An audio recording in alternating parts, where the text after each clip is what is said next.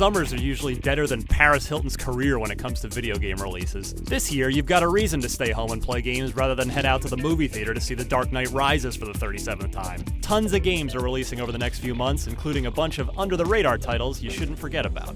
Let's start with what's available right now. Take a mental trip back to your middle school lunch hour in Magic the Gathering: Duels of the Planeswalkers 2013. The new Skyrim expansion pack sucks, literally. You can play as a vampire in DAWNGUARD. Get sand stuck up your virtual butt crack in SPEC Ops: The Line. Swing through New York City as the web crawler with no emo Peter Parker in sight in The Amazing Spider-Man. If you're taking the whole gotta catch 'em all thing seriously, then you're morally, contractually obligated to pick up Pokemon Conquest for the Nintendo DS. They don't make platformers like they used to, so check out a bunch of HD remastered old ones in the Ratchet & Clank collection.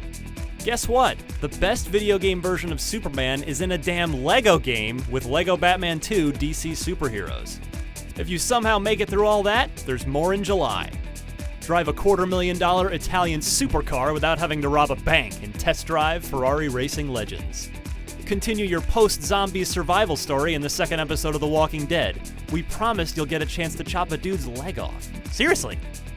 Harken back to when both Tony Hawk and Tony Hawk's video game franchise were relevant in the remake of Tony Hawk's Pro Skater.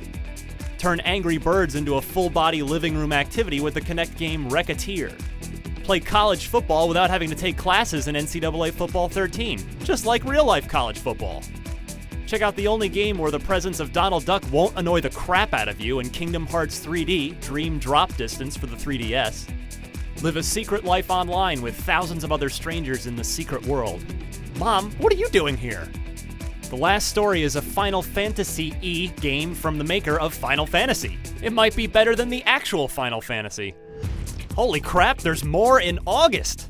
DEADLIGHT shows us what Seattle would look like if it were overrun by zombies. Well, either they're zombies or they're just Seattle residents who haven't gotten their coffee yet today. Hybrid's mix of cover-based strategy shooting with jumping all over the walls and ceilings could make for a fresh online experience, if it doesn't make you nauseous in the process. A fairy not named Tingle follows you around in Dust and Elysian Tale, and isn't annoying. Darksiders 2 has you ruining the world as one of the 4 horsemen of the apocalypse. Maybe Justin Bieber, but don't hold us to that.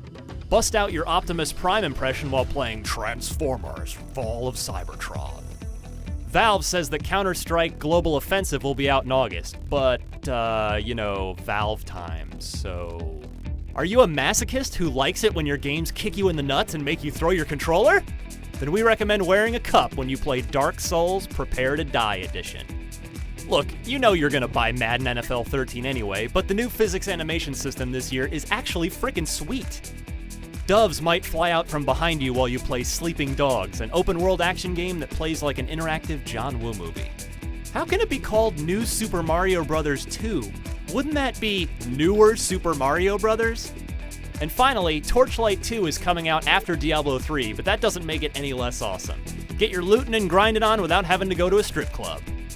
Still got money to burn and time to spend? Check out IGN.com for plenty more games to drop your dollars on.